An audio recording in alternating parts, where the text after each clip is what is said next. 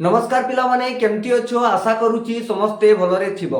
पिला माने आमे इंग्राजी रो आरंभ कर देइछु। यूट्यूब रे मु इंग्राजी रे तमान को पढ़े सारिछि।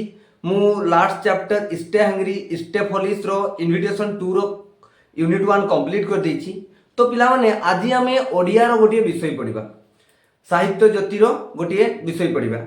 तो आज आमे प्रोज पढ़िबा जोटा कि तमान को पई जरूरी भी एवं आसीबार परीक्षा रे संभावना मध्य अछि। दीर्घ उत्तर मूलक प्रश्न आसे तो समस्ते भल भाव में समरी को बुझिबो। परवर्ती समय मु एहारो क्वेश्चन विथ आंसर तमान को देबी मु, है ना। तो चलो आरंभ करिबा। जदि वीडियो तुमको भलो लागु थाई ताहले लाइक शेयर एवं सब्सक्राइब कर देबो मो चैनल को। तो चलो आरंभ करिबा। तो देखो तिनी तुंडरे एहारो लेखक होउचंती भुवनेश्वर बेहरा। तिनी तुंडरे रो अर्थ कोन, अर्थात जेतेबेले कोनोसी कथा को केही जणे प्रूफ करिबा पई चाहू थाई सेही समय रे जदि सेही कथा को बारंबार सेही कथा कहा जाउथै जणे व्यक्ति को ताहले से सेही कथा को की करि जैतै विश्वास करि जैतै। तो सेही भलिया एठी कहानी टिए अछि, है ना। तो आमे पढिबा एवं बुझिबा। समस्त समरीटी को भलो भाबरे सुनिबो एवं भलो भाबरे समस्त बुझिबा पई चेष्टा करबो ताकि तुमे परीक्षा रे भलो भाबरे दीर्घ उत्तर मूलर प्रश्नर जो दीर्घ उत्तर मूलक प्रश्न आसे तार उत्तर दे पारिबो। तो चलो आरंभ करिबा। लेखक ताले होउचंती एठी भुवनेश्वर बेहरा। अनेक कहंती जे शासन पद्धति गुड़िक मध्य गणतंत्र ही सर्वोत्कृष्ट। अर्थात लेखक ठारे कहिबा पई चाहुचंती अनेक व्यक्ति मुखरु से शुनिचंती जे शासन पद्धति अर्थात विभिन्न देशर विभिन्न प्रकार शासन अछि। जदि तुमे नॉर्थ कोरिया जीवो सेठी किम जोंग कर शासन डिक्टेटरशिप शासन तुमको मिलिबो। जदि तुमे रूसिया जीवो सेठी कम्युनिस्ट शासन तुमको देखिबा को मिलिबो। एवं जोडा कि आमे साम्यवादी कहूछु एवं आम इंडिया बा भारत रे कि बढिया शासन अछि गणतंत्र शासन। अमेरिका रे को बढिया शासन अछि गणतंत्रिक शासन अछि। तो लेखक कहते जे सेई जो शासन पद्धति अच्छी राजतंत्र हो गणतंत्र हो कि एकछत्रवादी शासन हो तो समस्त शासन मध्य सबुठारु उत्कृष्ट एवं सबुठारु भल शासन होउची कोउटा गणतंत्र शासन। तो एठारे से अब्राहम लिंकन डेफिनेशन को एठी मेंशन करचंती। से कहउचंती देखो गणंक द्वारा गणंक पई गणंकर शासन को कुआडे गणतंत्र कुआते। लेखक कहउचंती जे of the people by the people and for the people हेउची लोकंकर शासन, है ना। आपको देखो कौन कहउचंती शासन कहिले शासन बा लोकंक ऊपर शासन को ही बुझाए। तो लेखक कहउचंती शासन कहिले शासन बा लोकंक ऊपर शासन को ही बुझाए, निज स्त्री किबा पुओ झियो को ऊपर मालिकाना जाहिर करबा नहे, है ना। अर्थात जदि तुमे निज घर लोकंक ऊपर शासन करछो एवं तुमे भाबुछो सेटा होची शासन, सेटा शासन नुहे लेखक कहउचंती। तेणु गणंकर शासन बोली कहिबारे किछि विशेष अर्थ थिला परि मने हुए नाही। तेणु ए जो गणतंत्र शासन को आमे लोकंकर शासन बोली कहिबा एतिरे विशेष अर्थ नाही बोली लेखक जणे देबा पई चाहुचंती, है ना। पुनी निसो उपडा राजराजुडा शासन ठारू जो राजराजुडा शासन थिला प्राचीन कथा मने करो ओडिसा रे हो किमा से समग्र भारत वर्ष रे हो जो राजराजुडा शासन थिला तांकोठारु आरंभ करी आचार भ्रष्ट मोकार व्याभिचार ग्रस्त याहिया सामरिक छत्रवाद पर्यंत प्रत्येक शासन डिंडिमपिटी घोषणा करी कहे जे तांको प्रवर्तित शासन गणंक समूह हित पई। अर्थात लेखक ठारे कहबा पई चाहुचंती प्रत्येक शासन व्यवस्था से डिंडिमपिटी कहूची जे आम शासन व्यवस्था भलो। किम जोंग उन कहउतबे तांकर जो देश रे शासन व्यवस्था अछि, है ना, डिक्टेटरशिप शासन व्यवस्था बा एकछत्रवादी शासन व्यवस्था से कहउतबे तांको शासन व्यवस्था भलो। पुनी आम गणतंत्र आमे कहूछु आम गणतंत्र शासन व्यवस्था भलो। पुनी जो राष्ट्र साम्यवादी शासन अछि से राष्ट्र कहउतबो तांको शासन व्यवस्था भलो, चाइना कहउतबो तांको शासन व्यवस्था भलो। तो प्रत्येक राष्ट्र निज निज शासन व्यवस्था को कोन करचंती प्रशंसा करचंती। लेखक कहउचंती जे डिंडिमो पिटी से कोन करचंती घोषणा करचंती जे तांको शासन व्यवस्था भलो। तेणु केवल गणतंत्र शासन जे गणंक पई बा गणंक हित पई से कथा कहिबारे मध्य विशेष तात्पर्य नाही। अर्थात लेखक कहउचंती ए जो गणतंत्र शासन अछि जे केवल लोकंक पई बा लोकंकर हित पई जदि आमे ताहा कहिबा ताहा सेडा भूल। केवल कुहा जाय जे गणतंत्र शासन होची लोकंकर किंतु लोकंकर हित पई, किंतु लेखक ठारे कहि देबा पई चाहुचंती जे एटा यथार्थ रूप रे माने असंभव, यथार्थ रूप रे सत्य नुहे। अतएव गणंक द्वारा शासन ही गणतंत्र प्रकृत और प्रधान विशेषत्व बोली कहा जाई पारे। तो लेखक ठारे कहउचंती जे गणंक द्वारा शासन ही माने लोकंक द्वारा शासन ही गणतंत्र प्रकृत और प्रधान विशेषत्व बोली कहा जाउछि, ना। ଏଥିରୁ ବୁଝିବାକୁ ମିଳେ ଯେ ଗଣତନ୍ତ୍ର ଶାସନର ଲୋକେ ନିଜେ ନିଜକୁ ଶାସନ କରନ୍ତି। ଅର୍ଥାତ୍ ଗଣତନ୍ତ୍ର ଶାସନ ଯେଉଁ ରାଷ୍ଟ୍ରରେ ପ୍ରଚଳିତ ଅଛି ସେହି ରାଷ୍ଟ୍ରର ଲୋକମାନେ ନିଜେ ନିଜକୁ ଶାସନ କରୁଛନ୍ତି କୁଆଡ଼େ ଲେଖକ ଏଠାରେ କହୁଛନ୍ତି। ଅନ୍ୟ ଅର୍ଥରେ ଯଦି ଆମେ ଅନ୍ୟ ଅର୍ଥରେ ଦେଖିବା, ଏଥିରେ ଶାସକ ଓ ଶାସିତ ଏକ ଅଭିନ୍ନ। ଯିଏ ଶାସକ ସିଏ ହିଁ ଶାସିତ, ଅର୍ଥାତ୍ ଯିଏ ଶାସକ ଏଠାରେ ସେ ନିଜେ ନିଜକୁ କ'ଣ କରୁଛି? ଶାସନ କରୁଛି। ସେଥିପାଇଁ ଏ ଶାସନରେ ପ୍ରଭୁ କିମ୍ବା ଦାସ, ଶାସକ କିମ୍ବା ଶାସିତର କଳ୍ପନା କରାଯାଇ ନପାରେ। ପୁଣି ଇଆଡ଼େ କହୁଛନ୍ତି ଯେଉଁ ଗଣତନ୍ତ୍ର ଶାସନଟି ଅଛି ସେଇ ଗଣତନ୍ତ୍ର ଶାସନରେ ଆମେ ପ୍ରଭୁ କିମ୍ବା ଦାସ, ଶାସକ କିମ୍ବା ଶାସିତର କଳ୍ପନା ଆମେ କରିନଥାଉ। ହେଲା, ତ ଏଠି କେହି ପ୍ରଭୁ କିମ୍ବା ଏଠି କେହି ଦାସ, ଏଠି କେହି ଯେଉଁ ଶାସକ କିମ୍ବା ଏଠି କେହି ଶାସିତ ଏଠି ନଥାନ୍ତି। କେଉଁ ଶାସନରେ? ଗଣତନ୍ତ୍ର ଶାସନରେ।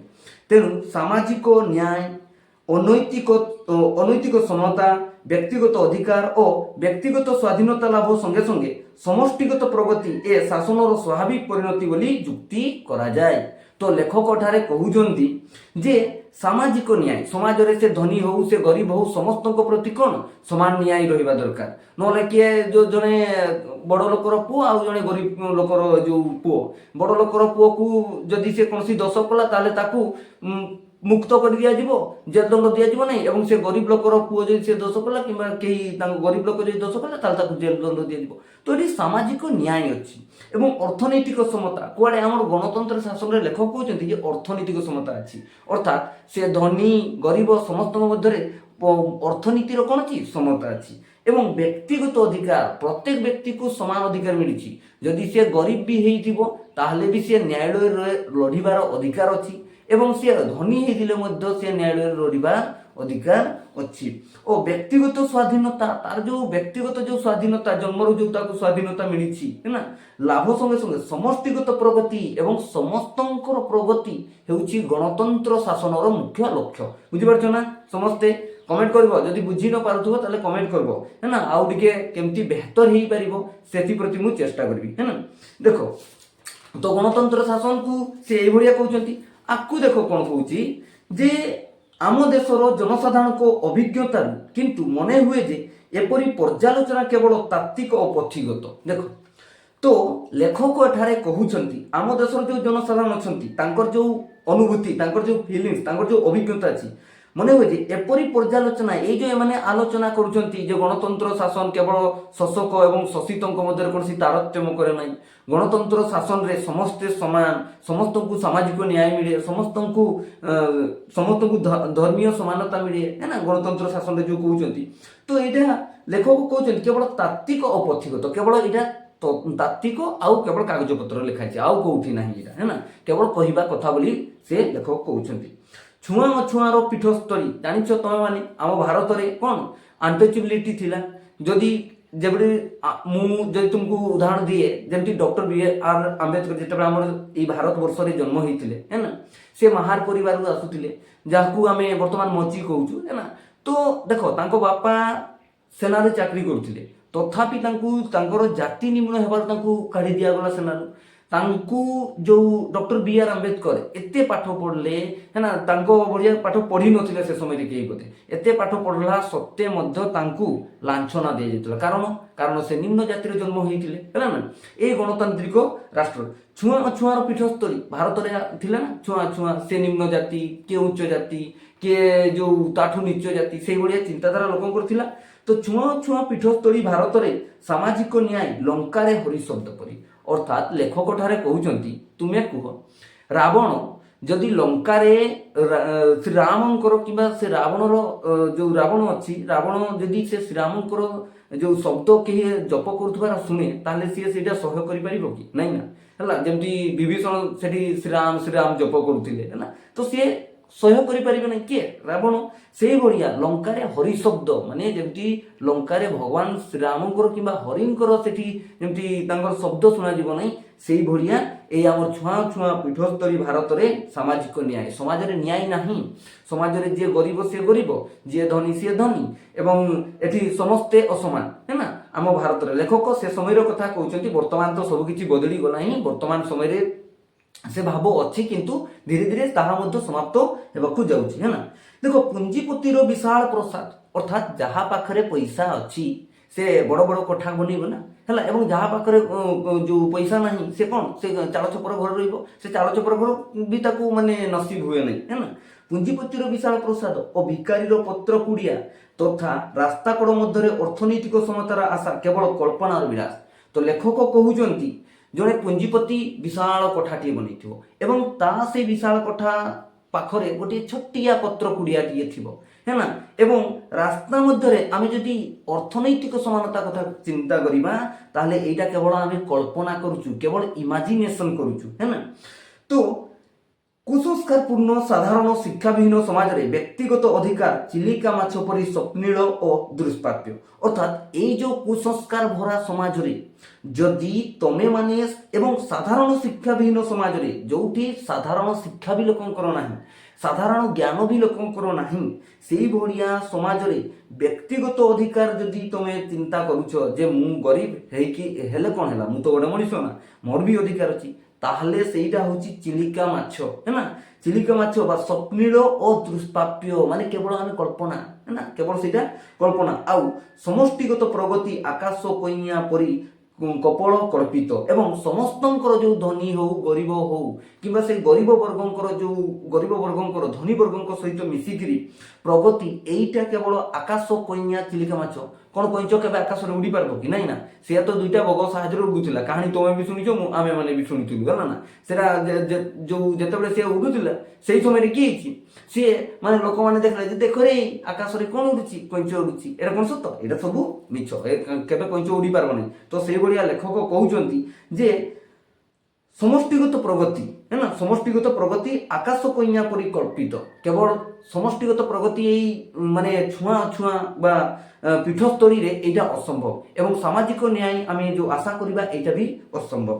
ତ ଲେଖକ ଏଠାରେ କହୁଛନ୍ତି ତାଙ୍କ ମନରେ ପ୍ରଶ୍ନ ଉଠିଛି, ମନରେ ତେଣୁ ପ୍ରଶ୍ନ ଉଠେ ଯେ ଗଣତନ୍ତ୍ରକୁ ଯାହା ବୋଲି ଘୋଷଣା କରାଯାଇ ସତରେ କ'ଣ ତାହା ନୁହେଁ?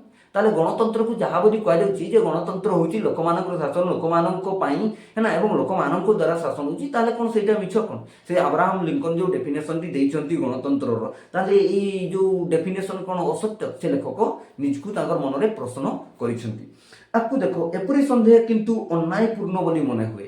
ଏଭଳିଆ ସେ ଯେଉଁ ନିଜ ମନରେ ତାଙ୍କର ଯେଉଁ ସନ୍ଦେହ ଆଣିଛନ୍ତି, ପୁଣି ସେ କହୁଛନ୍ତି ଏଇଟା ଅନ୍ୟାୟପୂର୍ଣ୍ଣ, ମାନେ ଏଇଟା ଠିକ୍ ନୁହେଁ, ମାନେ ଗଣତନ୍ତ୍ର ଶାସନ ଠିକ୍ ବୋଲି ତାଙ୍କର ଆହୁରି ପୁଣି ସେ ନିଜର ମନକୁ କହୁଛନ୍ତି। ଦେଖ, ଗଣଙ୍କ ଦ୍ୱାରା ଶାସନର ଅର୍ଥ ନୁହେଁ ଯେ ଜନତାର ସମସ୍ତେ ବ୍ୟକ୍ତିଗତ ଭାବରେ ସିଧାସଳଖ ଶାସନ କର୍ତ୍ତା ହେବେ। ଦେଖ, ଲେଖକ କ'ଣ କହୁଛନ୍ତି, ଗଣଙ୍କର ମାନେ କି ଲୋକମାନଙ୍କ ଦ୍ୱାରା ଶାସନର ଅର୍ଥ ନୁହେଁ, ମାନେ ଲୋକମାନଙ୍କ ଦ୍ୱାରା ଆମେ କ'ଣ ଗଣତନ୍ତ୍ରକୁ କ'ଣ କହୁଛୁ, ଲୋକମାନଙ୍କର ଶାସନ କହୁଛୁ ନା। ତ ଏ ଶାସନର ଅର୍ଥ ନୁହେଁ ଯେ ଜନତାର ସମସ୍ତେ ବ୍ୟକ୍ତିଗତ ଭାବରେ ସିଧାସଳଖ ଶାସନ କର୍ତ୍ତା ହେବେ, ଜଣେ ବ୍ୟକ୍ତି ଇଣ୍ଡିଭିଜୁଆଲି ସେ ନିଜ ଶାସକ ହେବ, এটা সম্ভব କ'ଣ? এটা সম্ভব ନାହିଁ। তো ও ନିଜେ ନିଜକୁ ଶାସନ କରି ବସିବେ ଏବଂ ନିଜେ ନିଜକୁ କ'ଣ କରିବେ? ଶାସନ କରି ବସିବେ। ଏପରି ବ୍ୟବସ୍ଥା କାର୍ଯ୍ୟକାରୀ ହେବା ଅସମ୍ଭବ, ଏଇଟା ଅସମ୍ଭବ, କେବେ ହେଲେ ସମସ୍ତେ ଶାସକ ବନିପାରିବେ ନାହିଁ। ଜାଣିଲ, ଯେମିତି ପରିବାରରେ ଜଣେ ବାପା ମୁଖିଆ ଥାନ୍ତି, ସେଇଭଳିଆ ଗୋଟେ ରାଷ୍ଟ୍ରର ଜଣେ ମୁଖିଆ ରହିବା ଦରକାର। ସମସ୍ତେ ଯଦି ଶାସକ ବନିବେ ତାହେଲେ କିଏ କାହାକୁ ଖାତିର କରିବ? କେହି କାହାକୁ ଖାତିର କରିବେ ନାହିଁ, ମାରପିଟ ହେଇକିରି ସମସ୍ତେ ମରିଯିବେ। ଜାଣିଲ ନା। ତ ଅସମ୍ଭବ। ତେଣୁ ଗଣତନ୍ତ୍ରରେ ଜନତା ଦ୍ୱାରା ଜନତାର ଶାସନ ପ୍ରତ୍ୟକ୍ଷ ନ ହୋଇ ପରୋକ୍ଷ ହେବା ହିଁ ସ୍ୱାଭାବିକ। ତ ଲେଖକ କହୁଛନ୍ତି ଆମର ଯେଉଁ ଗଣତନ୍ତ୍ର ଶାସନ ବ୍ୟବସ୍ଥା ଅଛି ଯେଉଁ ରାଷ୍ଟ୍ରରେ, ସେଇ ରାଷ୍ଟ୍ରରେ କ'ଣ ହେବା ଦରକାର? ମାନେ ଜନତାର ଶାସନ ପ୍ରତ୍ୟକ୍ଷ ନ ହୋଇ ମାନେ ଡାଇରେକ୍ଟ ନ ହୋଇ ସେଇଟା କ'ଣ ହେବା ଦରକାର? ଇନଡାଇରେକ୍ଟ ହେବା ଦରକାର, ଲେଖକ କହୁଛନ୍ତି। ସିଧାସଳଖ ଭାବରେ ଶାସନକର୍ତ୍ତା ହୁଅନ୍ତି ଏଇ ଜନତାର ପ୍ରତିନିଧି। ଦେଖ, ଗୋଟେ ଗଣତାନ୍ତ୍ରିକ ରାଷ୍ଟ୍ରରେ ଆମେ କ'ଣ କରୁଛୁ? ଆମେ ଜଣେ ପ୍ରତିନିଧି ବାଛୁଛୁ, ଆମେ ତାଙ୍କୁ ଆମକୁ ଶାସନ କରିବା ପାଇଁ ଆମେ କ'ଣ ଦେଉଛୁ? ଏଗ୍ରିମେଣ୍ଟ କରୁଛୁ, ଆମେ ତାଙ୍କୁ ଭୋଟ ଦେଇକି ଜୟଯୁକ୍ତ କରୁଛୁ। କ'ଣ କରିବେ? ସେ ଆମକୁ ଶାସନ କରିବେ। ବୁଝିପାରିଲ ନା। ଆମର ଯେଉଁ ଦୁଃଖ ଦୁର୍ଦ୍ଦଶା ଅଛି ସେ ଯାଇକିରି ସେ ଆମର ଯେଉଁ ସଂସଦ ଭବନ ଦିଲ୍ଲୀରେ ଅଛି ସେ ଦିଲ୍ଲୀରେ ଶୁଣେଇବେ। ଆମେ ସେଥିପାଇଁ ଜଣକୁ ଭୋଟ ଦେଇଥାଉ ନା, ପ୍ରତିନିଧି ହୁଅନ୍ତି ଏଇ ଜନତାର ପ୍ରତିନିଧି, ଯାହାଙ୍କୁ ସେମାନେ ନିଜେ ବାଛନ୍ତି। ଆମେ ନିଜେ ବାଛୁଛୁ ହେଲା ନା, ଆମେ ନିଜେ ବାଛୁଛୁ। ନିଜେ ବାଛିଲେ କ'ଣ ହେଲା? ରାତିକୁ ମିଳି ଯାଇଥିବ ଦାରୁ ହେଲା, ଦାରୁ ପିଇକିରି ସକାଳକୁ ଯାଇକିରି କେଉଁଠି ଭୋଟ ଦେଲେ ଜାଣିବି ନାହିଁ ପାଇବା। ବୁଝିପାରୁଛ ତ? ସେଇଭଳିଆ ହେଉଛି। ଦେଖ, ବାଛନ୍ତି ଓ ଯାହାଙ୍କ ହାତରେ ଶାସନ କ୍ଷମତା ଓ ଶାସନ ଭାର ଜାଣି ଶୁଣି ନିଜେ ସମର୍ପି ଦିଅନ୍ତି। ଆମେ ଜାଣି ଶୁଣି ହେଲା ଲୋକମାନଙ୍କୁ କ'ଣ କରୁଛୁ? ଗଣତାନ୍ତ୍ରିକ ଶାସନରେ ଆମର ଶାସନ କ୍ଷମତା ମାନେ ଆମକୁ ଶାସନ କର ବୋଲିକିରି ଆମେ ତାଙ୍କୁ ଦାୟିତ୍ୱ ଦେଇ ଦେଉଛୁ ହେଲା। କିଛି ଅଛନ୍ତି ଯେଉଁମାନେ ଆମର ଦାୟିତ୍ୱ ବହନ କରୁଛନ୍ତି, ଏମିତି ବହୁତ ଅଛନ୍ତି ଯେଉଁମାନେ তুমি নিজে ବି ଜାଣିଥିବ ଯେଉଁମାନେ କି ଆମର ଦାୟିତ୍ୱ ବହନ କରୁନାହାନ୍ତି, ଯେତେବେଳେ ଇଲେକ୍ସନ ପହଞ୍ଚିବ ସେଇ ସମୟରେ ସେମାନେ ବିଭିନ୍ନ ପ୍ରକାର ଆମକୁ ପ୍ରଲୋଭନ ଦେଖେଇବେ, ହେଲା ନା। ଦେଖ ଲେଖକ ଆକୁ କହିଛନ୍ତି, ମୁଁ ତୁମମାନଙ୍କୁ କହୁଛି ହେଲା କେମିତି ସେମାନେ ଆମକୁ ପ୍ରଲୋଭନ ଦଉଛନ୍ତି, ହେଲା, ଏବଂ ପ୍ରଲୋଭନ ଦେଇକିରି କେମିତି ସେମାନେ ଭୋଟ ନେଉଛନ୍ତି ଆମ ଠାରୁ, ସେ ବିଷୟରେ ଲେଖକ ଏଠି ବର୍ଣ୍ଣନା କରୁଛନ୍ତି। ବୁଝ, ପାଠ ପଢୁଛ, ଆକୁ ଭଲ ଭାବରେ ପାଠ ବୁଝିକିରି ଭଲ ଭାବରେ ପରୀକ୍ଷାରେ ତ করব ହିଁ করব, ତା ସହିତ ନିଜ ଜୀବନରେ ଏଇ ଜିନିଷକୁ ଇମ୍ପ୍ଲିମେଣ୍ଟେସନ କର, ହେଲା, ନିଜ ଜୀବନରେ ତାକୁ ଉପଯୋଗୀ କର। କେବଳ ପାଠ ପଢିଲେ ଯଥେଷ୍ଟ ନୁହେଁ, ପାଠକୁ ଅନୁଭବ କର, ତାହେଲେ ଯେ ତୁମକୁ ସେଇ ଫିଲିଂଟା ଆସିବ, ତୁମେ ତାହେଲେ ଯେ ସେଇ ଜିନିଷ ଜାଣିପାରିବ ଯୋଉଟା ପାଇଁ ତୁମେ ପାଠ ପଢୁଛ। ଗୋଟେ ଭଲ ବ୍ୟକ୍ତିତ୍ୱ ଗଠନ କର ଆଗ, ହେଲା। ଦେଖ ତ ଆଗକୁ କ'ଣ କହୁଛନ୍ତି, ଲୋକପ୍ରତିନିଧି ମନୋନୟନ ତେଣୁ ଗଣତନ୍ତ୍ର ମେରୁଦଣ୍ଡ। ଆମର ଯେଭଳିଆ ମେରୁଦଣ୍ଡ ଅଛି, ମେରୁଦଣ୍ଡ ନହେଲେ ଆମେ କ'ଣ ସାପ ଭଳିଆ ଚଘରି ଚଘରି ଚାଲିତେ, ହେଲା ନା। ତ ଆମର ଯେଭଳିଆ ମେରୁଦଣ୍ଡ ଅଛି ସେଇ ଭଳିଆ, ହେଲା, ଗଣତନ୍ତ୍ର ହେଉଛି ଆମେ ଯେଉଁ ଲୋକଙ୍କୁ ବାଛୁଛୁ ଆମକୁ ଶାସନ କରିବା ପାଇଁ, ତ ଲୋକ ପ୍ରତିନିଧି ମନୋନୟନ ତେଣୁ ଗଣତନ୍ତ୍ର ମେରୁଦଣ୍ଡ। ଗଣତନ୍ତ୍ର ମେରୁଦଣ୍ଡଟା କୋଉଟା? ଲୋକ ପ୍ରତିନିଧି ମନୋନୟନ। ଆମକୁ ଅଧିକାର ଦିଆହେଇଛି, ଆମେ ଇଚ୍ଛାରେ ଆମକୁ ଭୋଟରେ ବିଭିନ୍ନ ପ୍ରକାର ଦଳ ଛିଡ଼ା ହେଇଥାନ୍ତି, ଆମକୁ ଯୋଉଟା ପସନ୍ଦ ଆମେ ତାକୁ ଦେବା ଭୋଟ, ହେଲା। ଆମେ ଲୋକ କଥାରେ କାହିଁକି ଦେବା? ତ ଆମେ କ'ଣ କରୁଛୁ, ଆମକୁ ଅଧିକାର ଦିଆଯାଇଛି ଯେ ଆମେ ନିଜେ ଆମର ପ୍ରତିନିଧିକୁ ଚୟନ କରି ଆମକୁ ଶାସନ କରିବା ପାଇଁ ଆମେ ଅନୁମତି ଦେବା। ଆକୁ ଦେଖ, ଯେଉଁ ଦେଶର ଲୋକେ ଶାସନ ସମ୍ବନ୍ଧୀୟ ଜ୍ଞାନରେ ସୁଶିକ୍ଷିତ, ମାନେ କହିବା ପାଇଁ ଚାହୁଁଛି ଯେଉଁ ଦେଶରେ ଶିକ୍ଷିତ ଲୋକମାନେ ଅଛନ୍ତି ଏବଂ ତାଙ୍କର ଶାସନ ବ୍ୟବସ୍ଥା ବିଷୟରେ ସେମାନେ ସବିଶେଷ ଜାଣିଛନ୍ତି, ହେଲା, ନିଜ ନାଗରିକ ଅଧିକାର, ନିଜର ଯେଉଁ ଅଧିକାର ଅଛି ସିଟିଜେନର ଅଧିକାର ରହିଛି, ହେଲା, ତଥା ପ୍ରତିନିଧି ବାଛିବାର ଗୁରୁତ୍ୱ ସମ୍ବନ୍ଧରେ ସଚେତନ। ଏବଂ ଜଣେ ପ୍ରତିନିଧି ସେମାନଙ୍କୁ 5 ବର୍ଷ ଜଣେ ଶାସନ କରିବ, ହେଲା। ସେଇ ପ୍ରତିନିଧି ବାଛିବାରେ ସେମାନେ କ'ଣ ସଚେତନ, ତାଙ୍କ ଭିତରେ ଆୱାରନେସ୍ ଅଛି, ହେଲା। ସେ ଦେଶମାନଙ୍କରେ ଭୋଟଦାତା ମାନେ ଲୋକ ପ୍ରତିନିଧି ହେବା ପାଇଁ ତ ଉପଯୁକ୍ତ। ଅର୍ଥାତ୍ ସେ କହୁଛି ସେ ଦେଶମାନଙ୍କରେ ଭୋଟଦାତା ମାନେ, ହେଲା, ଯେଉଁମାନେ ଭୋଟ ଦେଉଛନ୍ତି, ହେଲା, ଲୋକ ପ୍ରତିନିଧି ହେବା ପାଇଁ ତ ଉପଯୁକ୍ତ। ସେଇ ଦେଶରେ ଯିଏ ଭୋଟ ଦେଉଛି ସିଏ ଦେଖ ସିଏ ସଚେତନ, ନିଜକୁ ସେ ଯାହାକୁ ବାଛୁଛି, ହେଲା, ଏବଂ ନିଜକୁ ସିଏ ସିକ୍યોର କରି ରଖୁଛି ଯେ ମୁଁ ଯେଉଁ ବ୍ୟକ୍ତିକୁ ବାଛୁଛି ସିଏ ମୋ କାମ କରିବ। ତ ସେଇ ବ୍ୟକ୍ତି ମାନେ ଦିନେ ଭୋଟରେ ଛିଡ଼ା ହେବା ବା ଇଲେକ୍ସନ ଲଢ଼ିବାର ପାଇଁ ସେ କ'ଣ ଯୋଗ୍ୟ ବା ଉପଯୁକ୍ତ। ପ୍ରତ୍ୟେକ ବ୍ୟକ୍ତି ବିଶେଷଙ୍କ ଦୋଷଗୁଣ, କ୍ରିୟାକଳାପ, ଚିନ୍ତାଧାରା ଓ ମାନସିକ ଦୃଷ୍ଟିକୋଣ, ସାଧୁତା ଓ ସଚେତପଣିଆ ତଥା କାର୍ଯ୍ୟଦକ୍ଷତା ସମ୍ବନ୍ଧରେ ବ୍ୟକ୍ତିଗତ ଭାବରେ ଜ୍ଞାନ ସଂଗୃହୀତ କରି ଉପଯୁକ୍ତ ବ୍ୟକ୍ତିକୁ ହିଁ ପ୍ରତିନିଧି ରୂପେ ବାଛି ନିଅନ୍ତି। ଦେଖ ଯେଉଁ ଦେଶରେ ଶିକ୍ଷିତ ବର୍ଗ ଅଛନ୍ତି ଏବଂ ଯେଉଁ ଦେଶର ଲୋକମାନେ ନିଜର ଶାସନ ପଦ୍ଧତି ବିଷୟରେ ସଚେତନ, ସେଇ ଦେଶର ଲୋକମାନେ କ'ଣ କରନ୍ତି ଦେଖ, ହେଲା, ଦୋଷ ଗୁଣ ମାନେ ବ୍ୟକ୍ତି ବିଶେଷଙ୍କ ଦୋଷ ଗୁଣ, ହେଲା, ସବୁ କିଛି ଦେଖନ୍ତି, ତାଙ୍କର କ୍ରିୟାକଳାପ, ତାଙ୍କର ବ୍ୟବହାର କେମିତି, ତାଙ୍କର ଚିନ୍ତାଧାରା କେମିତି, ସେମାନେ ମାନସିକ ଦୃଷ୍ଟିକୋଣରୁ ସାଧୁ କି ଅସାଧୁ ସେ ଜିନିଷ ଦେଖନ୍ତି ଏବଂ କେତେ ସେମାନେ ସଚେତପଣିଆ ତଥା ତାଙ୍କର କାର୍ଯ୍ୟଦକ୍ଷତା କେତେ ଅଛି, ସେମାନେ ଠିକ ଭାବରେ କାମ କରିବେ କି ନାହିଁ, ସେ ସମ୍ବନ୍ଧରେ ବ୍ୟକ୍ତିଗତ ଭାବରେ ଜ୍ଞାନ ସଂଗ୍ରହ କରି, ମାନେ ଇଣ୍ଡିଭିଜୁଆଲି ଏକାକୀ, ମାନେ ଯେଉଁ ଦେଶର ଶିକ୍ଷିତ କ'ଣ ଭୋଟଦାତା ମାନେ ସେମାନେ ଇଣ୍ଡିଭିଜୁଆଲି ମାନେ ଏକାକୀ କ'ଣ ସଂଗ୍ରହ କରନ୍ତି, ଉପଯୁକ୍ତ ଯେଉଁ କ'ଣ ଡାଟା ସଂଗ୍ରହ କରିକିରି ଉପଯୁକ୍ତ ବ୍ୟକ୍ତିକୁ ହିଁ ପ୍ରତିନିଧି ରୂପେ ବାଛନ୍ତି। ଯିଏ ଉପଯୁକ୍ତ ସେଇ ବ୍ୟକ୍ତିକୁ ସେମାନେ ବାଛନ୍ତି। କିନ୍ତୁ ଆଉ ଆମ ଭାରତର କଥା ତ ତୁମେ ଜାଣିଥିବ, ଭାରତର ସ୍ଥିତି କ'ଣ ଅଛି ନାଇଁ ନା। ମୁଁ କ'ଣ କହିବି ଦେଖ, ଆଉ ଯେଉଁ ଦେଶର ଜନତା ନିଜ ଅଧିକାର ତଥା କର୍ତ୍ତବ୍ୟ ଜ୍ଞାନ ସମ୍ବନ୍ଧରେ ଅଜ୍ଞ। ଆଉ ଗୋଟେ କଥା, ଏଇଟା ଆମର ଭାରତର କଥା କହୁଛନ୍ତି ବୋଧେ ଲେଖକ, আর ଭାରତର ଲୋକ ତ ଭାରତ ହିଁ କଥା କହିବେ ନା। ଦେଖ, ଜନତା ନିଜ ଅଧିକାର ତଥା କର୍ତ୍ତବ୍ୟ ଜ୍ଞାନ ସମ୍ବନ୍ଧରେ ଅଜ୍ଞ ଏବଂ ଯେଉଁ ଦେଶର ଜନତା ନିଜ ଅଧିକାର ତଥା କର୍ତ୍ତବ୍ୟ ଜ୍ଞାନ ସମ୍ବନ୍ଧରେ ଅଜ୍ଞ, ନିଜର କର୍ତ୍ତବ୍ୟ କ'ଣ ଅଛି, ତାର ଯେଉଁ ମୌଳିକ କର୍ତ୍ତବ୍ୟ ବା ତାର ଯେଉଁ ଫଣ୍ଡାମେଣ୍ଟାଲ ଡ୍ୟୁଟି କ'ଣ ଅଛି, ଯଦି ସେ ବ୍ୟକ୍ତି ନିଜେ ଜାଣି ନାହିଁ, ମାନେ ଅଜ୍ଞ ଅଜ୍ଞାନୀ, ସେ ଦେଶମାନଙ୍କରେ ଗୁଣ ଅପେକ୍ଷା ପ୍ରୋପୋଗଣ୍ଡା ହିଁ ବିଶେଷ ଭାବରେ କାମ କରେ। ଅର୍ଥାତ୍ ଦେଖ, ପ୍ରୋପୋଗଣ୍ଡାର ଅର୍ଥ ହେଉଛି ଲୋକମାନଙ୍କୁ ଆମେ ଫୁସଲେଇବା, যেটা আমার গাঁ ভাষায় কইলে লোকମାନଙ୍କୁ ଆମେ ମାନେ ମନେଇବା, ହେଲା ନା, ଯେ ସେଇ ବ୍ୟକ୍ତିଟା ଭଲ ତାକୁ ଭୋଟ ଦିଅ। ଆମ ପରିବାରରେ ହେଲା, ଆମ ପରିବାର ଏମିତି ହୁଏ, ମାନେ ପ୍ରତ୍ୟେକ ବ୍ୟକ୍ତିର ପରିବାରରେ କ'ଣ ହୁଏ, ଜଣେ ବାପା ଯଦି ଯାହାକୁ ଭୋଟ ଦେବା ପାଇଁ କହିବେ ତାହେଲେ ପରିବାର ଯେତେ ବି ସେଇ ପରିବାର ଯେଉଁ ମହିଳା ଥିବେ ସମସ୍ତେ ସେଇ ବ୍ୟକ୍ତିକୁ ହିଁ ଭୋଟ ଦେବେ, ହେଲା। ପୁଅ କିମ୍ବା ପୁଅ ଯଦି ବଡ଼ ହେଇଗଲା, ପୁଅ ଯେଉଁ ବ୍ୟକ୍ତିକୁ ଭୋଟ ଦେବା ପାଇଁ କହିବ, ଆମ ଭାରତର କଥା କହୁଛି, ତାହେଲେ ସେଇ ବ୍ୟକ୍ତି ମାନେ କାହାକୁ ଭୋଟ ଦେବେ, ସେଇ ଯେଉଁ ବ୍ୟକ୍ତିକୁ କୁହାଯାଇଥିବ ସେଇ ବ୍ୟକ୍ତିକୁ ହିଁ ଭୋଟ ଦେବ। ଏଇ ବ୍ୟବସ୍ଥା ଆମ ଭାରତରେ, ନିଜର ବୁଦ୍ଧି ବିବେକ କିଛି ଖଟେଇବେ ନାହିଁ, ସେଇ ବ୍ୟକ୍ତିକୁ ଯାଇକିରି କ'ଣ ଦେଇଦେବେ, ଭୋଟ ଦେଇଦେବେ। ତ ଦେଖ ସେ ଦେଶ ମାନଙ୍କରେ ଗୁଣ ଅପେକ୍ଷା ଏଠି ଗୁଣ କିଛି କାମ କରେ ନାହିଁ, ତାଙ୍କର ଗୁଣର କୌଣସି ପ୍ରକାର ଭ୍ୟାଲୁ ହିଁ ନାହିଁ, ଅପେକ୍ଷା ପ୍ରୋପୋଗଣ୍ଡା ହିଁ ବିଶେଷ ଭାବରେ କାମ କରେ। ପ୍ରୋପୋଗଣ୍ଡା ମାନେ ଜଣେ ବ୍ୟକ୍ତି ତୁମକୁ ପ୍ରବର୍ତ୍ତାଇବ ଯେ ସେଇ ବ୍ୟକ୍ତିକୁ ଭୋଟ ଦିଅ, ସେଇ ବ୍ୟକ୍ତି ତୁମର ଭଲ କାମ କରିବ, ହେଲା ନା, ତାହେଲେ ତୁମେ ତାର କଥାରେ ନିଜର କିଛି ବିଚାର ବୁଦ୍ଧି ଲଗେଇଲ ନାହିଁ, ତା କଥାରେ ଯାଇକରି କ'ଣ ଭୋଟ ଦେଇଦେଲ। ଏହିପରି ଦେଶମାନଙ୍କରେ କେତେକ ବିରାଡ଼ି ବୈଷ୍ଣବ ଶାସନ କ୍ଷମତା ପାଇବା ଲୋଭରେ ଜନତାର ପ୍ରତିନିଧି ହେବାକୁ ବାହାରି ପଡ଼ନ୍ତି। ଯେଉଁ କେତେକ ବିରାଡ଼ି ବୈଷ୍ଣବ ପ୍ରକୃତିର ଯେଉଁ ଲୋକମାନେ ହେଲା କ୍ଷମତା ପାଇବା ଲୋଭରେ, କ୍ଷମତା ମିଳିଲେ ତ ଜାଣିଛନ୍ତି ମର୍ସିଡିସ୍ କାରରେ ବୁଲବେ ଆଉ ନାଇଁ ନାଇଁ ଜାଣିତେ ନାଇଁ ହେଲା, 5ଟା ଦୁଆରେ ଆସିକି ମର୍ସିଡିସ୍ କାରରେ ଛିଡ଼ା ହେଇଥିବ, Z+ ତାଙ୍କୁ ଯେଉଁ ସିକ୍ୟୁରିଟି ମିଳିବ, ହେଲା ନା, ଲୋଭରେ ଜନତାର ପ୍ରତିନିଧି ହେବାକୁ ବାହାରି ପଡ଼ନ୍ତି। ଆଉ ନିଜେ ନିଜର ଦେଖ ପେଙ୍କାଳି ବଜାଇ ହେଲା, ପେଙ୍କାଳି ବଜାଇ ମାନେ ନିଜେ ପ୍ରଚାର ଯେଉଁ କରୁଛନ୍ତି, ଲେଖକ କହୁଛନ୍ତି ସଭା ସମିତିରେ ଛାଟି ପିଟି ଦେଖ ବାହାସ୍ଫୋଟ ମାରି ଧୂଆଁ ବାଣ ଛାଡ଼ି ହେଲା ଭଡ଼ାଟିଆ ଲୋକଙ୍କ ସାହାଯ୍ୟରେ ଡ୍ରମ୍ ବାଡ଼େଇ ଧନ କାର୍ପଣ୍ୟ ଓ ସେବାର ସାମୟିକ ଆଶ୍ରୟ ନେଇ ପ୍ରତିଦ୍ୱନ୍ଦ୍ୱୀମାନଙ୍କ କୁତ୍ସା ରଟନା କରି ସେମାନଙ୍କ ଲୋକଙ୍କୁ ଭୟ ଦେଖାଇ ପ୍ରଚାର ବଳରେ ଧଳାକୁ କଳା ଓ କଳାକୁ ଧଳା କରିବାକୁ ଚେଷ୍ଟା କରନ୍ତି। ହେଲା, କ'ଣ କହିବା ପାଇଁ ଲେଖକ ଚାହୁଁଛନ୍ତି? ଦେଖ ଲେଖକ କହିବା ପାଇଁ ଚାହୁଁଛନ୍ତି ମାନେ ଆମ ଦେଶରେ ଯେଉଁ କିଛି ବିରାଡ଼ି ବୈଷ୍ଣବ ହେଲା, ବିରାଡ଼ି ଦେଖ ଯେଉଁ ବୈଷ୍ଣବ ଶାସନ କ୍ଷମତା ଲୋଭରେ କ'ଣ କରନ୍ତି, ନିର୍ବାଚନକୁ ଓହ୍ଲାଇ ଆସନ୍ତି ଏବଂ ତାଙ୍କର ଯେଉଁ ଧନ ସମ୍ପତ୍ତି, ଯେତେବେଳେ କୌଣସି ଜାଗାରେ ଶୋଭାଯାତ୍ରା ହେଲା କି କିଛି ହେଲା, ଯେତେବେଳେ ମିଟିଂ ହେବ ସେତେବେଳେ ସିଏ ଅମୁକ କରିଦେବା, ତମୁକ କରିଦେବା, ଏଇ କରିଦେବା, ତମ ଘରେ ବଡ଼ ବଡ଼ LCD ଲଗେଇଦେବା, ତମ ଘରେ ଫ୍ରିଜ୍ ଲଗେଇଦେବା, ୱାସିଂ ମେସିନ୍ ଆଣିକି ଦେଇଦେବା, ତମ ଗାଁ ପୁରା ଏକଦମ ଗାଁକୁ ତୁମ ଚିହ୍ନି ପାରୁନଥିବ, ସ୍ମାର୍ଟ ସିଟି ଯିବ, ଏଇଭଳିଆ ବିଭିନ୍ନ ପ୍ରକାର ପ୍ରଲୋଭନ ଦେଇ ହେଲା ଏବଂ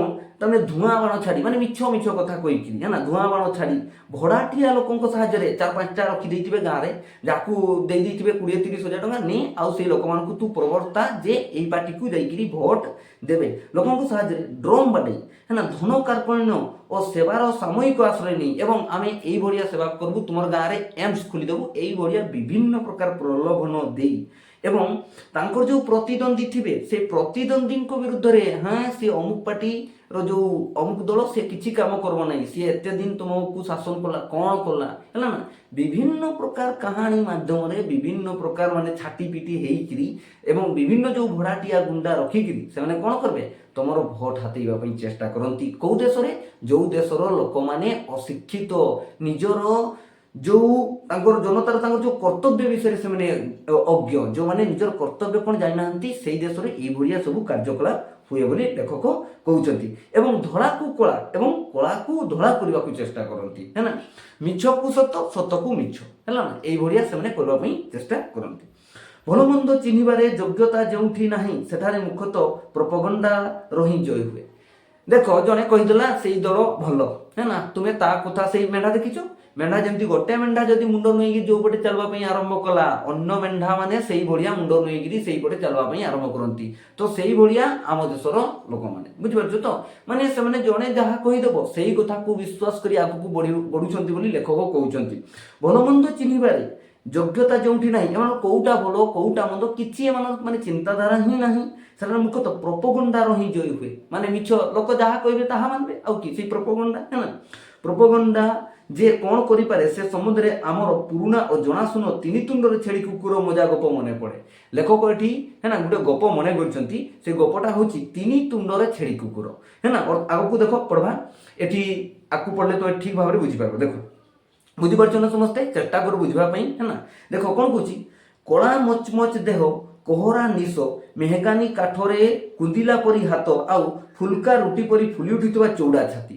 ଅର୍ଥାତ୍ ଏଠି ଜଣେ ବ୍ୟକ୍ତିର କଥା କହୁଛନ୍ତି, ଲେଖକ କହୁଛନ୍ତି କଳା ମଚମଚ ଦେହ, ତାର ଶରୀର କେମିତି ଥିଲା, କଳା ଥିଲା, କୋହରା ନିଶ, ହେଲା, ତାର ନିଶ ଟିକେ ବହଳା ଥିଲା, ହେଲା, ତାପରେ ମେହଗାନି କାଠରେ କୁନ୍ଦିଲା ପରି ହାତ, ତାର ହାତ ଗୁଡ଼ା ବାହୁ ଗୁଡ଼ା ବଡ଼ ବଡ଼ ଥିଲା, ହେଲା, ଫୁଲକା ରୁଟି ପରି ଫୁଲି ଉଠୁଥିବା ଚଉଡ଼ା ଛାତି, ହେଲା, ରୁଟି ଯେମିତି ବୁଲିଲେ ଏତେ ବଡ଼ ହେଇଯାଇନା ସେଇଭଳିଆ ତାର ଛାତି ବି ପୁରା ଚଉଡ଼ା ଅଛି, ହେଲା, ଉଠିଥିବା ଚଉଡ଼ା ଛାତି। ଲାଠି ହାତରେ ଆକୃତିଟି ଯେତେବେଳେ ରାସ୍ତା ଉପରକୁ ଉଠି ଆସିଲା, ଗୋଟେ ବଡ଼ ଲାଠି ଧରିଛି ଏବଂ ହଠାତ୍ ସେଇ ରାସ୍ତାରେ ଯାଉଥିଲେ ଜଣେ ବ୍ୟକ୍ତି, ହେଲା, ମୁଁ ଆକୁ କହିବି ତୁମକୁ, ତ ହଠାତ୍ ସେ ରାସ୍ତା ଉପରକୁ ଆସି ଯାଇଛନ୍ତି। ଆଚ୍ଛା କୁହ, ତୁମେ ଯାଉଛ, ହଠାତ୍ କି ତୁମ ସାମ୍ନାକୁ ଆସିଯିବ ଏବଂ ସେ ଅନ୍ଧାରୁଆ ଥିବ, ତାହେଲେ ତୁମେ ଡରିଯିବ ନାହିଁ ନା? ସେଇଭଳିଆ ଏଠି ଦେଖ କ'ଣ ହେଇଛି, ଯେତେବେଳେ ରାସ୍ତା ଉପରକୁ ଉଠି ଆସିଲା ବ୍ରାହ୍ମଣ ଗୋସାଇଁଙ୍କ ଆଖି ତାଳୁକୁ ଖସି ହୋଇଗଲା। ଉପର ପଟେ ମାନେ ତାଳୁକୁ ଖସି ହେଇଗଲା ମାନେ ତାଙ୍କର ଆଖି ସିଏ ଅଚମ୍ବିତ ହେଇଗଲେ, ଏଭଳିଆ ସିଏ ଏଣ୍ଡାଇ ଦେଇଛି ନା। ଆଉ ଦେହରୁ ଗମ ଗମ ଝାଳ ବୋହିଗଲା।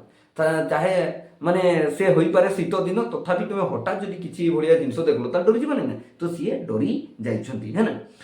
ଆଗନ୍ତୁକକୁ ଚିହ୍ନି ପାରି ଥତମତ ଗଳାରେ ଯେତେବେଳେ ସେ ଯେଉଁ ବ୍ୟକ୍ତି ହଠାତ୍ ଉଠି ଆସିଛି ରାସ୍ତା ଉପରକୁ, ଯେଉଁ ପୁରୋହିତ ଚାଲି ଚାଲି ଯାଉଥିବା ବେଳେ, ସେତେବେଳେ ସେ ଆଗନ୍ତୁକକୁ ଚିହ୍ନି ପାରି ସିଏ ଟିକେ ଆମେ ଯେଭଳିଆ ଅଟକି ଅଟକି ଯାଉନି ନା ଯେତେବେଳେ ଡରି ଯାଇଥାଉ, ତ ସେଇଭଳିଆ ସେ ଯେତେବେଳେ ଡରି ଯାଇଥିଲେ ଥତମତ ଗଳାରେ ପୁରୋହିତ ପଚାରିଲେ, ପାଣୁକିରି, ଏଭଳିଆ ପଚାରୁଛନ୍ତି ହେ ନା।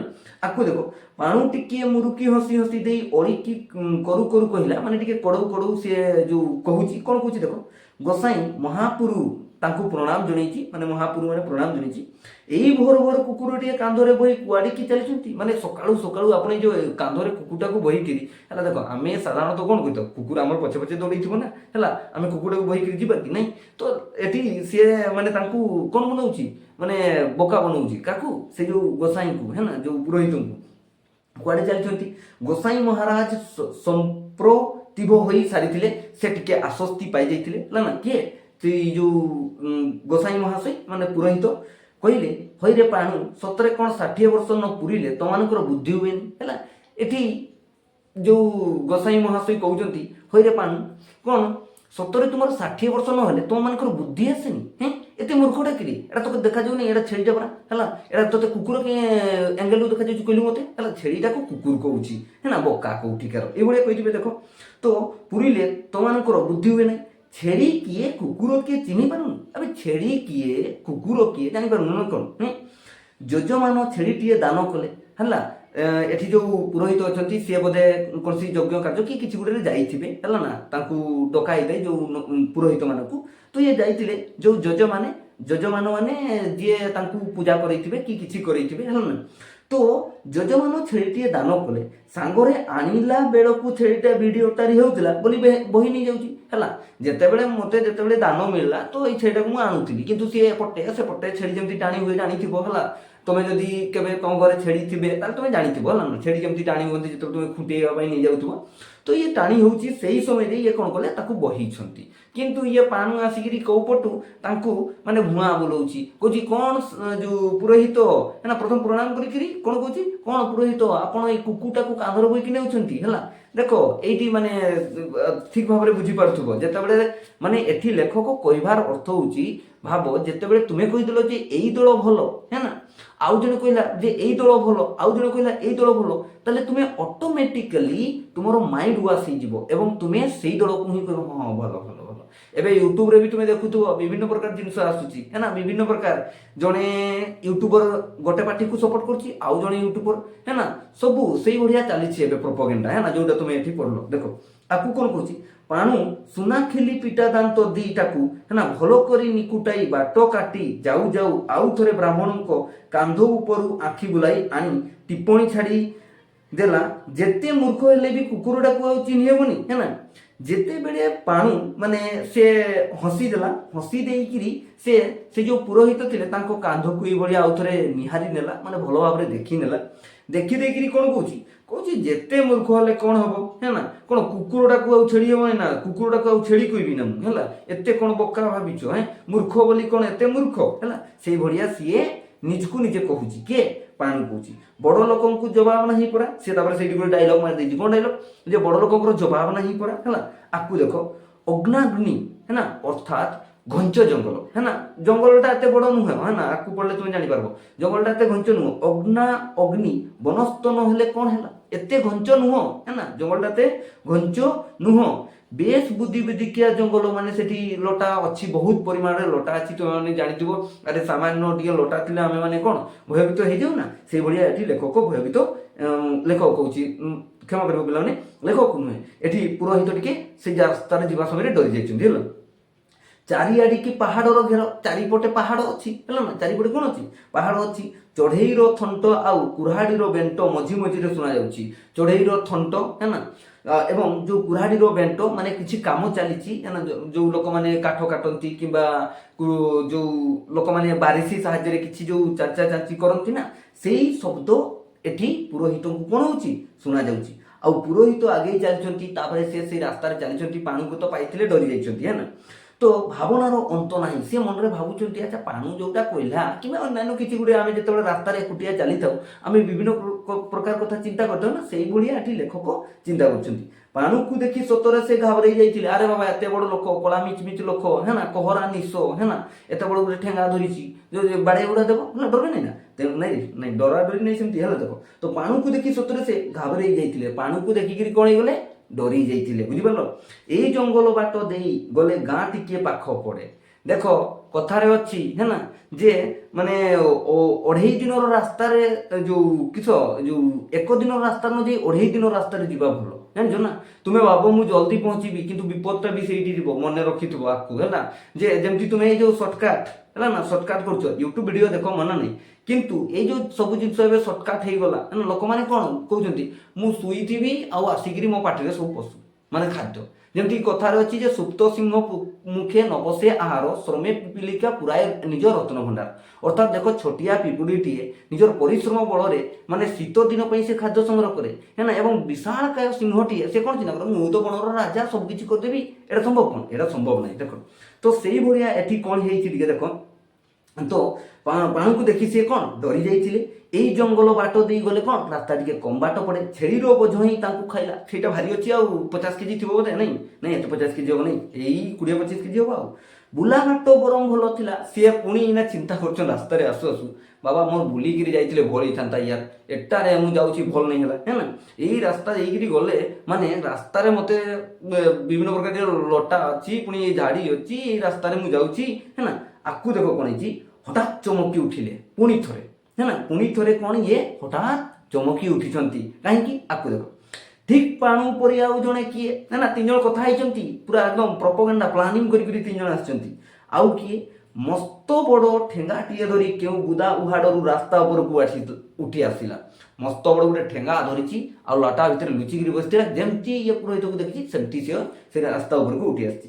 ପୁରୋହିତଙ୍କ ଛାତିରେ ପବନ ଅଟକିଗଲା। ହଠାତ୍ ତୁମେ କିଛି ଗୋଟେ ଜିନିଷ ଦେଖିଦେବ ତୁମ ସାମ୍ନାରେ, ଡରିଯିବନି ନା, ଏକୁଟିଆ ଚାଲୁଛ ହେଲା, ଇଆ ପୁଣି ତାଙ୍କର ଭାବନା ଭିତରେ ମଜି ରହିଛନ୍ତି।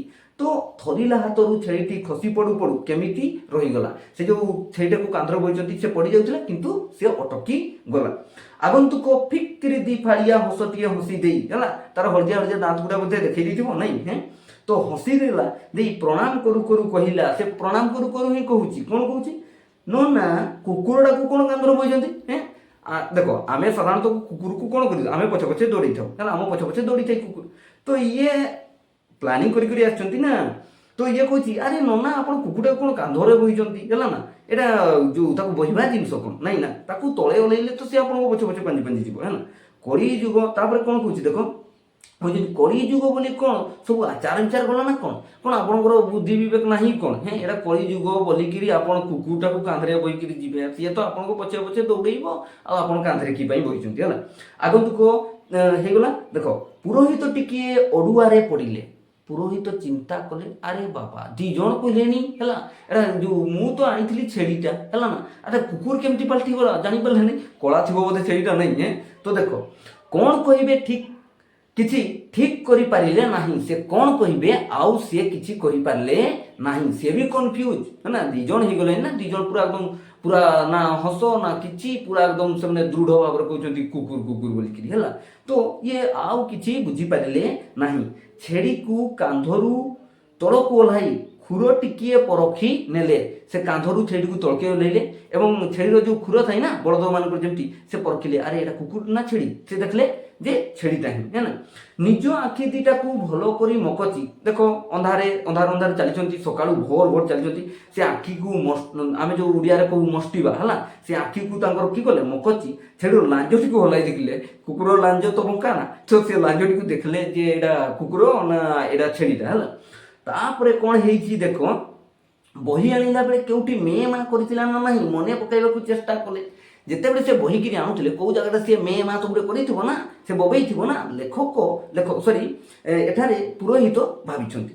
ଆଉ କହିଲେ କିରେ ରାଧୁ ଛେଳିଟାକୁ ଚିହ୍ନି ପାରୁନୁ କିରେ ହେଲା।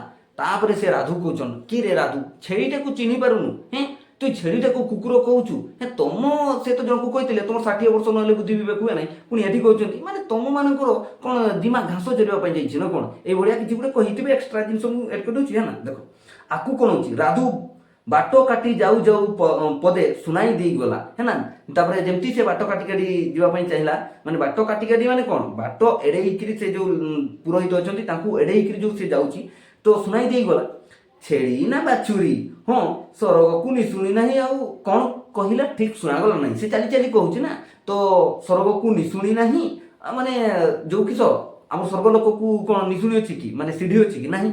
ତ ସିଏ କ'ଣ କହୁଛି ମାନେ ଛେଳି ନା ବାଛୁରୀ, ହେ ନା ଇଏ ଦେଖି ନାହିଁ ଭାବୁଛନ୍ତି। ଲେଖକ ଏଠାରେ କହୁଛନ୍ତି ଯେ ସେ ରାଧୁ ଯେଉଁ ଏମାନଙ୍କୁ କହୁଛି କାହାକୁ, ପୁରୋହିତକୁ, ଯେ ଛେଳି ନା ବାଛୁରୀ ଦେଖିଛନ୍ତି କି ନାହିଁ, ନେଇକିରି ପଳେଇ ଆସିଛନ୍ତି, ଏଇଭଳିଆ ସିଏ କହୁଛି। ଦେଖ ପୁରୋହିତ ମହାଶୟ ଏଥର ଗଭୀର ଚିନ୍ତାରେ ମଜି ଯାଇଥିଲେ। ଇଏ ପୁରା ଏକଦମ କନଫ୍ୟୁଜ, है ना, पूरा कन्फ्यूज से छेड़ी कि कुकुर आउ से जानी पारू नाहांती। देखो केमती कन्फ्यूज हो गले है ना, बुझी पालो। धर मो पाखे गोटे पेन अच्छी, आम 5 जन कहबू एटा पेनसिलटा एवं जड़े पिला कह नाई सर एटा पेनटा हेबो कि नहीं। देखो आम मानबू नहीं ना एटा पेन, आम 5 जन अच्छू एवं 5 जन कहूँ अरे एटा पेन नाई एटा पेनसिल, एवं जड़े कहूँ नाई सर एटा पेन। ये जिते आर्गु चलो सी एकुटिया होगा आम 5 जन किए जितब, 5 जन ही जितबे ना, ସେଇ କଥା। ତା ସିଏ ବି ପରେ କହିବ ହଁ ହଁ ଏଇଟା ହେଇଥିବ ବୋଧେ କି ନା, ଯେଉଁ ମୋତେ ତ ଯେଉଁ ପେନସିଲ ଭଳିଆ ଦେଖା ନାହିଁ, ପେନ୍ ଭଳିଆ ଦେଖାଯାଉଛି, ଆଉ ଆପଣଙ୍କୁ ପେନସିଲ ଦେଖାଯାଉଛି, ହେଇଥାଇପାରେ ବୋଧେ, ସେ ବି ମାନିଯିବ। ତ ସେଇ ଭଳିଆ ଏଠି ପୁରୋହିତ ମହାଶୟ ପୁରା ଏକଦମ କ'ଣ ହେଇଗଲେ, ପୁରା ଯେଉଁ ସେ ଚିନ୍ତାରେ ମଜିଗଲେ। ଯଜମାନ ସତରେ ଗୋଟାଏ କୁକୁର ଦେଇନି ତ, ଇଏ କହୁଛନ୍ତି ଶଳା ମୁଁ ତାର ପୂଜା କରିଦେଲି ଆଉ ସିଏ ମୋତେ କୁକୁରଟା ଦେଇନି ତ, କଳି କାଳ କିଏ ବା ଦୃଢ଼ କରି କହିବ, କଳି କାଳ କିଏ ବା ଦୃଢ଼ କରି କହିପାରିବ, ହେ ନା, ବୁଝିପାରୁଛ ନା, ଏଇଟା କଳି ଯୁଗ ବାବା ଦେଇଥିବ ଯଦି କୁକୁରଟାକୁ କିଏ ଦେଖୁଛି।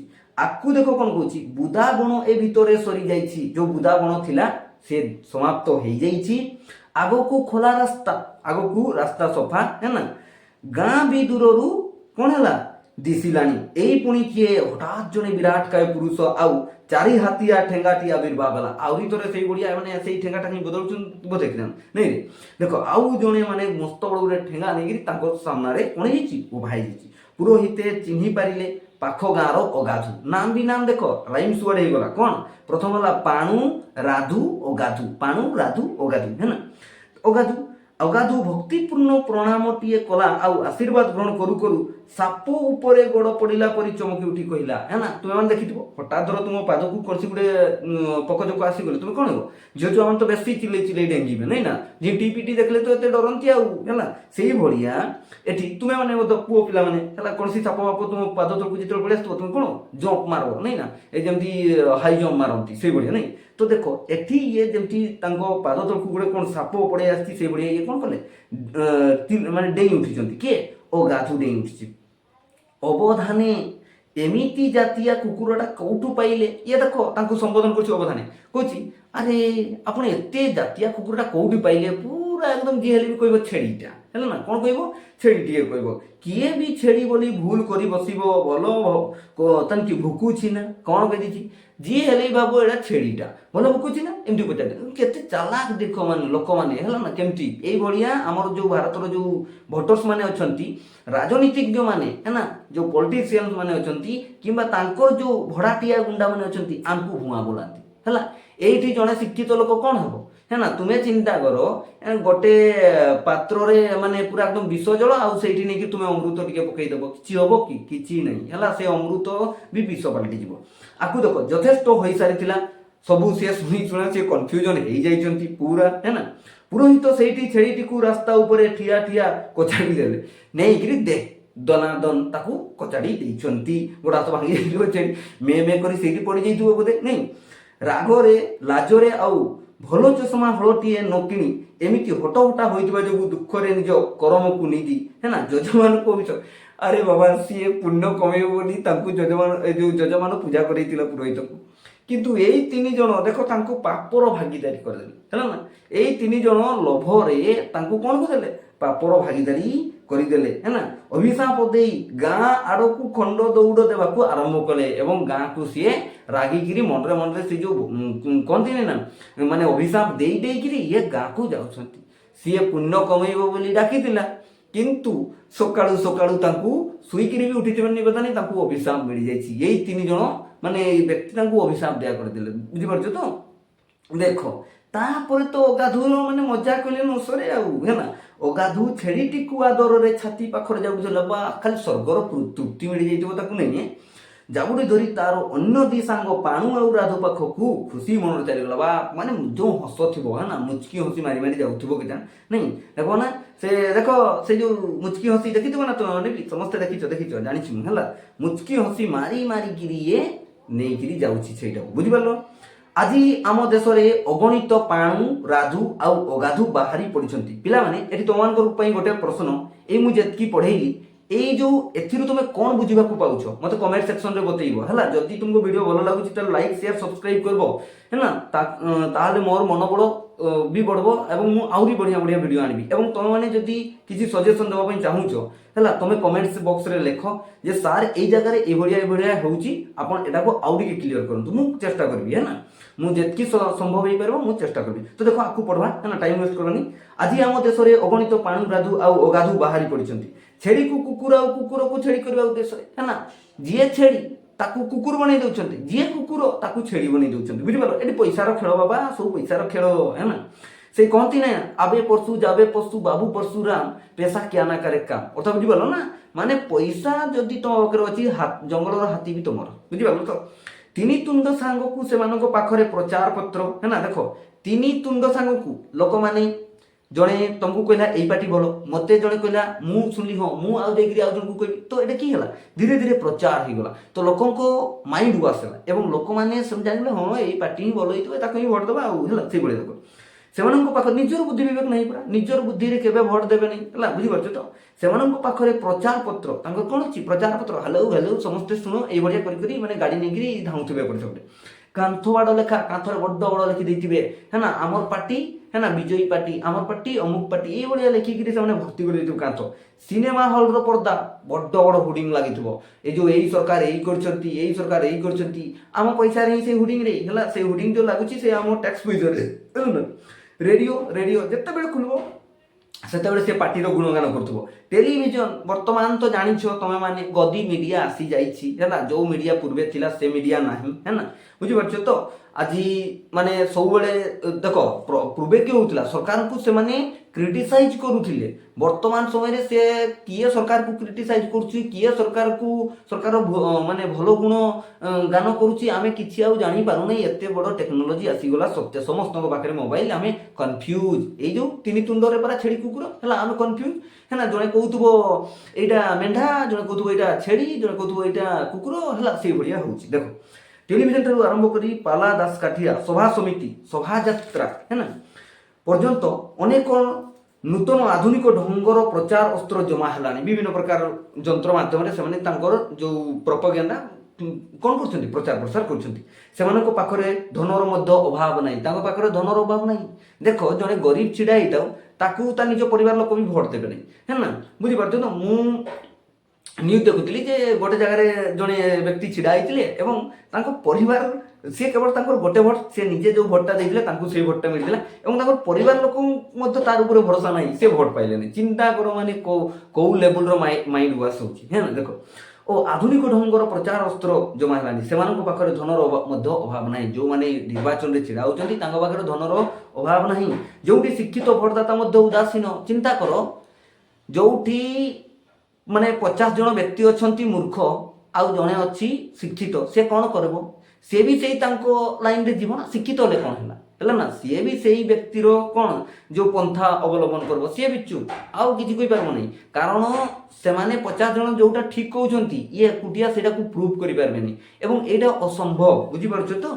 ତାପରେ ଦେଖ କ'ଣ କହୁଛି, ସେଇଠି ଅନେକ କ୍ଷେତ୍ରରେ ଏମାନଙ୍କର ହିଁ ଜୟ ହେଉଛି। ସେଇଠି ତାଙ୍କର ଜୟ ନେଇ ହେବ, ଆଉ କାହାର, ସେଇ ଜଣେ ବ୍ୟକ୍ତିର ଜୟ ହେବ ନା। ସେ ଜଣେ ବ୍ୟକ୍ତି କିଛି କରିପାରିବନି। ଯେହେତୁ ଏପରି କେବଳ ପ୍ରଚାର ଶକ୍ତି ବଳରେ ଜିଣିଥିବା ଗୁଣହୀନ ଓ ନୀତିହୀନ କେତେକ ପ୍ରତିନିଧି ଯେତେବେଳେ ନିଜ ହାତରେ କ୍ଷମତା ପାଇଯାଇଛନ୍ତି ହେଲା, ପାଇଯାଉଛନ୍ତି। ଦେଖ କେବଳ ପ୍ରଚାର ଶକ୍ତି ବଳରେ ମାନେ ବିଭିନ୍ନ ପ୍ରକାର ଯେଉଁ ପ୍ରପୋଗାଣ୍ଡା ମାଧ୍ୟମରେ ଏମାନେ ଯେତେବେଳେ ବିଭିନ୍ନ ପ୍ରକାର ଇଲେକ୍ସନ, ସେ ଯେଉଁ ମାନେ ସଂସଦ ଭବନ ଆମର ଯେଉଁ କୌଣସି ଇଲେକ୍ସନ ହଉ ହେଲା ନା, ଯେଉଁ କୌଣସି ବି ଇଲେକ୍ସନ ହଉ ଯେତେବେଳେ ସେମାନେ ଯେଉଁ ଗୁଣହୀନ ଯାହାର ମାନେ ଗୁଣ ହିଁ ନାହିଁ, ସେ ଶାସନ କରିବା ମୋଟିଭରେ ଆସିନି, ସେ ଲୋକଙ୍କର ସେବା କରିବା ମୋଟିଭରେ ଆସିନି, ବୁଝିପାରୁଛ ନା, ସେ ନିଜ ଉନ୍ନତି ମୋଟିଭରେ ଆସିଥିବ।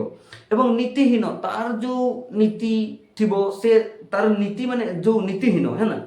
କେତେକ ପ୍ରତିନିଧି ଯେତେବେଳେ ଯେଉଁ ପ୍ରତିନିଧି ମାନଙ୍କୁ ଆମେ ବାଛୁଛୁ ହେଲା, ଯେତେବେଳେ ନିଜ ହାତରେ କ୍ଷମତା ପାଇ ଯାଉଛନ୍ତି, ନିଜ ହାତରେ ଯେତେବେଳେ ତାଙ୍କୁ ଶାସନ କ୍ଷମତା ମିଳୁଛନ୍ତି, ସେମାନେ ଗରିବ ଦେଶର ବିବାଦୀ ଜନତାଙ୍କ ଯେଉଁ ଭାରତ ବଢ଼ିଆ, ଭାରତ କ'ଣ ଆଜି ଡେଭଲପିଂ କଣ୍ଟ୍ରି ନା ହେଲା। ଆପଣମାନେ ରାଜୀବ ଦୀକ୍ଷିତକୁ ଜାଣିଥିବେ, ସେ କ'ଣ କୁହନ୍ତି, ଯେତେବେଳେ ବ୍ରିଟିଶ ମାନେ ଥିଲେ ସେତେବେଳେ ତ ଗରିବୀ କ'ଣ ଥିଲା, କମ୍ ଥିଲା, କିନ୍ତୁ ଯେତେବେଳେ 1947 ମସିହା ଅଗଷ୍ଟ 15 ସ୍ୱାଧୀନ ପାଇଲା ପରେ ଧୀରେ ଧୀରେ ଗରିବୀ ସଂଖ୍ୟା ଏତେ ବଢ଼ିଗଲା, ଇଂରେଜ ମାନେ ଯେତିକି ଆମକୁ ନ ଲୁଟୁଥିଲେ ହେଲା, ହଁ ଲୁଟୁଥିଲେ ନାଇଁ ବୋଲି ନାଇଁ, ଯେତିକି ନ ଲୁଟୁଥିଲେ ଏମାନେ ସେତିକି ଲୁଟୁଛନ୍ତି, ମାନେ ତାଙ୍କ ରାଜୀବ ଦୀକ୍ଷିତଙ୍କର ତାଙ୍କର ଯେଉଁ ସେ ମାନେ କହୁଛନ୍ତି ହେଲା ନା।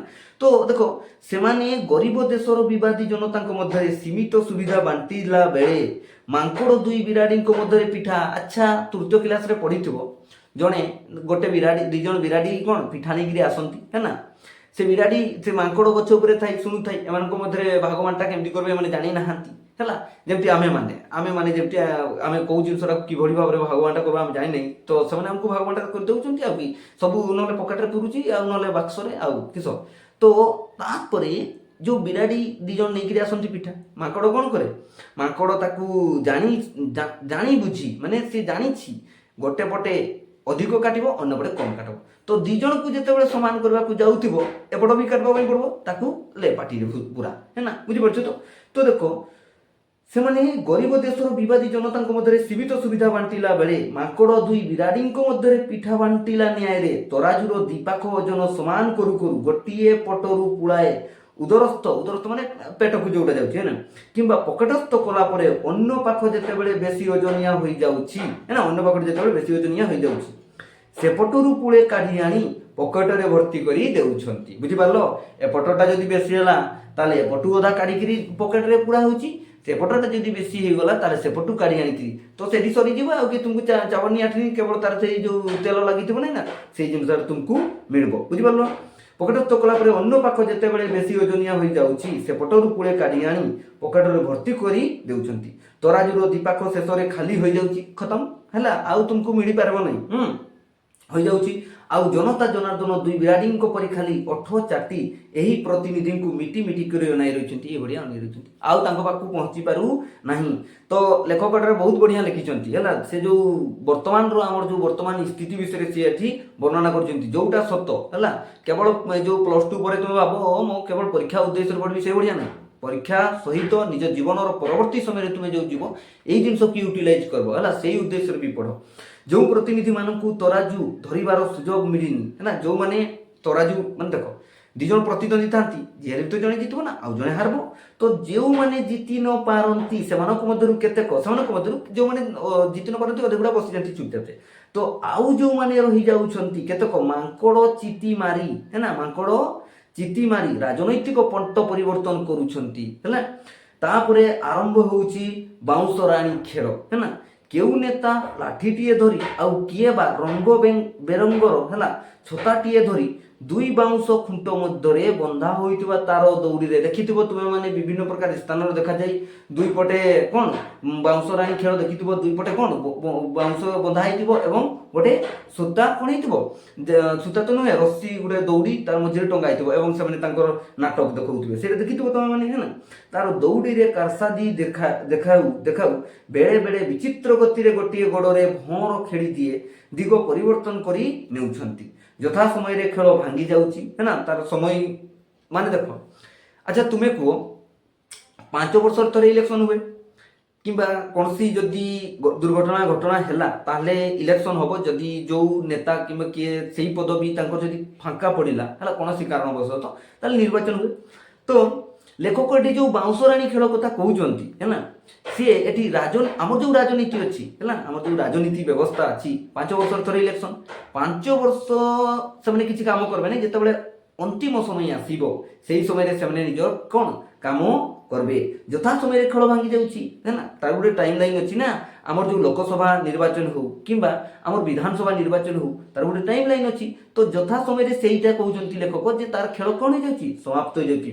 पुणी नूतन अभिनय पुणी से नूतन अभिनय है जे आम आपण यही सब जिनस करदेबू आपण घर बड़ बड़ एलसीडी लगेदेबू आपण गाँ को पानी पाइप जीव आपण गाँव में बड़ पानी टांकी हम है ना आपंकर माने बिजुली बत्ती आपको फ्री मिल विभिन्न प्रकार प्रलोभन आपको डाली 2 टंका किलो मिल चाउल 1 टंका किलो मिल ये पुणी नूतन अभिनय आरंभ हो ठीक से ढंग से जनता से प्रतिनिधि देख से जनता लोक मैंने तो से ही ना एवं से प्रतिनिधि जी छिड़ा से ही पुणी निर्वाचन में छिड़ा से खेल पुणी से जो विभिन्न प्रकार प्रचार प्रसार से जिन चली व्यवधान केवल समय एथि परिवर्तन आउ ना कि नहीं से जनता से प्रतिनिधि से पुराणा प्रतिश्रुति से मिछ कहानी से भड़ाटिया गुंडा सबकि गणतंत्र एथि दोषी हेब कहीं बुझीपार ना चिंता कर ताले देख कहते ये गणतंत्र कहीं दोषी हे है ना जो माने प्रतिनिधि बाछुंट से दोषी ना है ये गणतंत्र कहीं दोषी हम आम गणतंत्र को कहीं दोष देवा है जो शासन व्यवस्था अच्छी से शासन व्यवस्था को आम कहीं दोष देवा गधिया जदि मेढ़ारे पोषाक मेढ़ा गहण मेढ़ाशाल भितर पशि गोटिक पर गोटे मेढ़ा खाइबा बाध्य कर दिए से दोषी हे किए चिंता कर मेढ़ा गोठ बा मेढ़ा पल गुहाल बंधाई है ना से गधिया प्रवेश कला है ना कौन मेढ़ा पोषाक करे से कौन मेढ़ा गहण में प्रवेश कला एवं से गोटे गोटे करी मारिकी खाइबा चाहूँगी है ना मारिकी खाऊँगी ताले तुम्हें कह से मेढ़ा मानू विचार करवा उचित कि नहीं जे एठी अन्य कहीं जड़े पशि जाइए ये उपयुक्त व्यक्ति नुहे तो लेखक ये कहते मेढ़ा माने जेपरी किछि न बुझी न सुझी चुपचाप से मुंड तोलकू करी माने सब किछि केवल देखुतांती आउ किछि अनुभव करंती नहीं सेही भड़िया आम राजनीति रे वर्तमान हो माने देखो लेखक आमको मेढ़ा कहूना किंतु से अर्थ रे इंगित करछंती जे आमे माने से मेढ़ा भड़िया चुपचाप केवल से जो भड़ाटिया गुंडा तांकर जो मिछ प्रतिश्रुति से गुड़ा आमे सुनिलु चलो से ताकू शुणिकी आम आम जीवन में जो जहाँ निर्वाचन में जितेबा कथा आम जिते दौचु केवल से अंधारू आमको मिल जाए मांस मुढ़ी है ना से मांस मुढ़ी खाओ पुणी कौ जगह मीटिंग है तुमको आलू चप सिंगड़ा सब किसी दि जाऊँगी बर्तमान समय कथा मुझे कहूँ है ना देख तापर एगुड़ा परीक्षा कौन नहीं केवल बुझेवाई मुझे है ना आपको देख कौन कौन गणतंत्र शासन जे श्रेष्ठ शासन ए सन्देह ना पुणी लेखक कहते अंतरे माने शेष कहते गणतंत्र शासन ही सर्वश्रेष्ठ शासन किंतु बेले बेले है ना मन भितर स्वाभाविक भाव में प्रश्न उठे आमे कौन गणतंत्र शासन पर निजे उपयुक्त है निजको निजे से माने लेखक प्रश्न कर गणतंत्र शासन दुनिया रे सबुठारु सर्वश्रेष्ठ शासन किंतु आमे जो व्यक्ति माने गणतंत्र उपभोग करछु आमे सेति योग्य तो है ना कथारे कहती जी जो शासन पर उपयुक्त से सैया ही पाए तेणु आज आमर ए अवस्था आम निजे दायी है जी जो धर जे भली तुम्हें व्यवहार कर तुमको सम्मान मिल तुम्हें जदि निज सम्मुख वाला को जो प्रकार तुम्हें तुम आचरण देखेब से प्रकार सी भी तुमको आचरण देखेब तो जी जो कार्य दक्ष से सही कार्य करें ना तो ये लेखक कहते जी जो जिनस योग्य ताकू सेटा ही मिले तेणु आमे ही निजे आज आमर यही दुर्दशा आमे कौन दायी गणशिक्षा और गणचेतनार अभाव थिबा जाए जेते पर्यंत लोक माने संपूर्ण रूप से शिक्षित होई नाहांती एवं जेते पर्यंत लोक माने संपूर्ण रूप से सचेतन होई नाहांती सेते पर्यंत गणतंत्र सफलता आशा करिबा विडंबना मात्र सेते पर्यंत आमे गणतंत्र सफल होईची बोली आमे कहि परिबा नाही बुझी पारलो समस्ते मोर आशा अछि कि समस्ते तुमे भलो भाव रे बुझी पारिथिबो जदी तुम मानकु बुझा पड़ुछि भलो भाव रे ताहले वीडियो को मु लाइक शेयर एवं सब्सक्राइब करो एवं चैनल को शेयर करो जदी तुम मानकु वीडियो भलो लागु।